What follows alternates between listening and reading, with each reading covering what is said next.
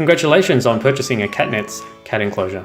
Being a unique design, watching this video and following your printed instructions carefully will just ensure your enclosure will go together simply and in the shortest amount of time. One of the most important steps in assembling your enclosure is just identifying how the poles connect together. It's important to note here that the ends of each Type 1 pole are slightly different. One end has a short chamfer and is designed for insertion into a corner connector, while the other end has a longer chamfer and is designed for inserting into a Type 2 pole. To ensure the frame assembly is quick and easy, a minor adjustment to the PVC base is required. Identify the corner openings of the PVC base and move the large PVC flap out of the way into the center of the enclosure. Using a sharp pair of scissors, simply cut about 2 cm off the PVC opening on an angle up to the corner junction. Be careful not to cut too high as to interfere with the rope or the enclosure stitching. Cut through both layers and repeat this process for all 4 corners. You can now slide your connected poles through the center of the PVC base opening on each of the 4 sides of the enclosure. It's best to have your pin lock facing towards the center of the enclosure. Once all 4 poles are inserted, you can then commence connecting them into the corner connectors. But importantly, for the enclosure assembly to work, the connectors must be orientated correctly. Identify the plastic cap on the corner connector. When creating the base of your enclosure, this plastic connector must be facing the ground for the assembly to work correctly.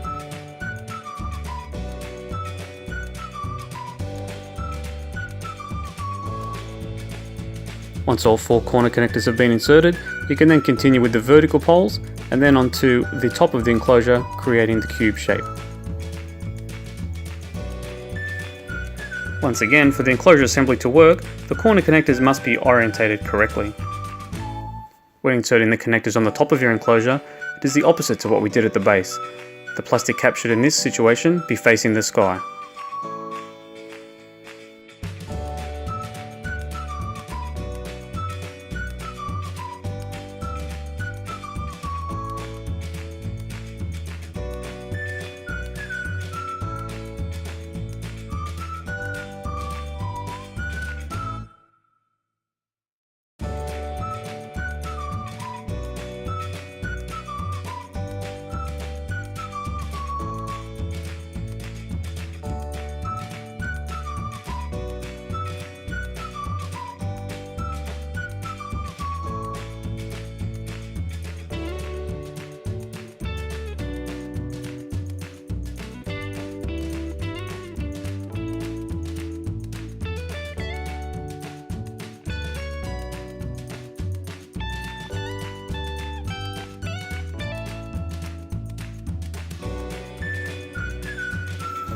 The netting can now be pulled upwards and outwards to be attached to the completed frame.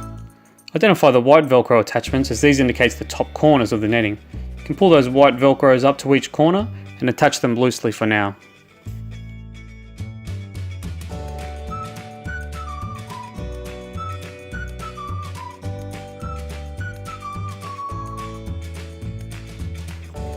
You should be able to see the net forming shape now, and it's simply a matter of working your way around the enclosure and pulling the Velcro attachments as tight as possible. As you work your way around the enclosure, just avoid attaching the bottom Velcro in each corner for now. Just continue your way around the enclosure on both the vertical and horizontal poles, pulling the net outwards as tight as possible.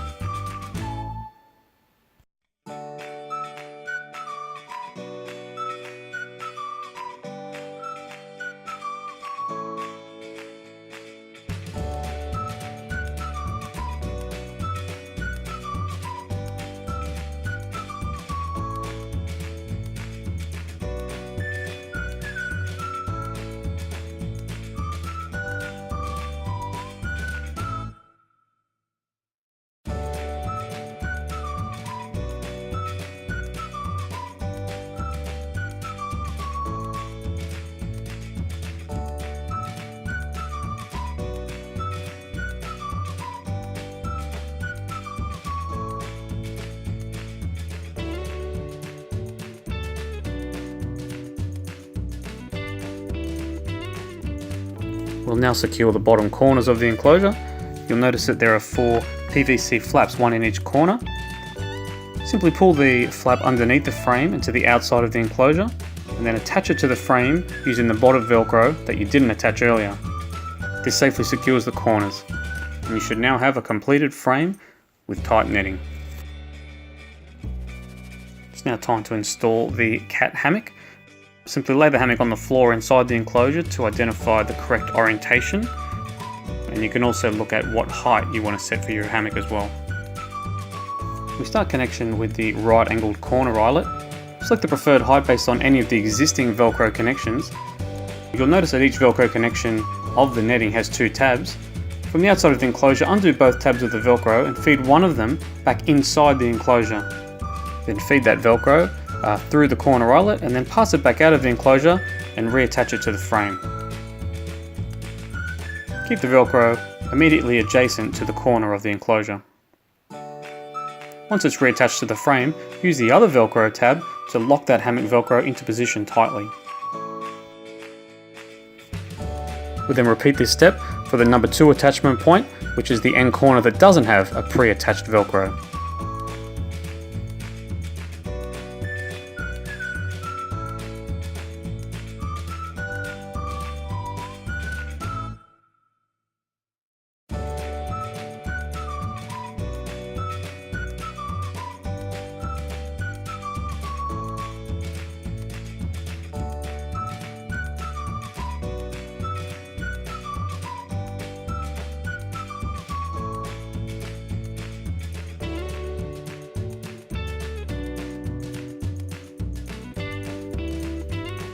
We can now attach the remaining corner of the hammock, which should have a long pre-attached Velcro tab. Pass this Velcro out of the enclosure and attach it to the frame as tight as possible.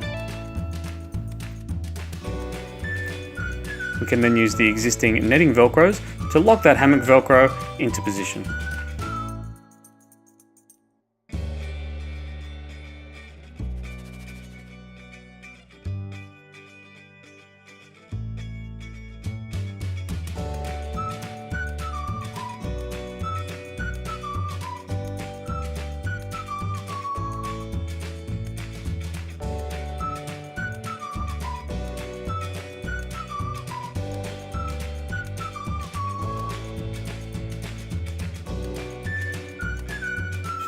The final step in assembly is your shade sail installation. The shade sail comes with Velcros pre-attached, so it's a simple procedure of just Velcroing the shade sail onto your frame. The shade sail can be orientated as you prefer.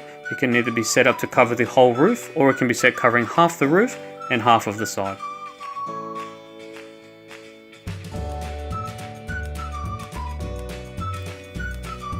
When using the large shade sail, please just monitor your enclosure carefully during high winds and adjust the positioning of your shade sail as necessary to minimise the wind catch.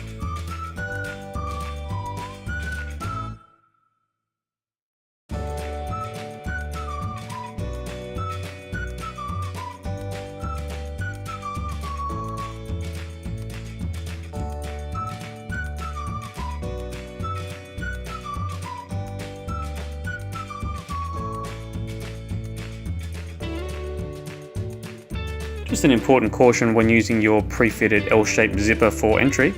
When approaching the corner where the 2 zippers meet, each slider should stop approximately 2 centimeters from the end of the chain. Do not overclose, forcing the slider to come off the end of the chain. That distance apart will be sufficient enough to fit the locking carabiner around both of the 2 sliders. For additional security, you can also loop the carabiner through the 2 sliders and then also around one mesh of the net. Your enclosure now should be fully assembled, and it's just a matter of filling it with your cat's favourite toys and comfortable furniture. Thanks for watching, and if you have any further questions, please don't hesitate to contact our friendly staff at catnets.com.au.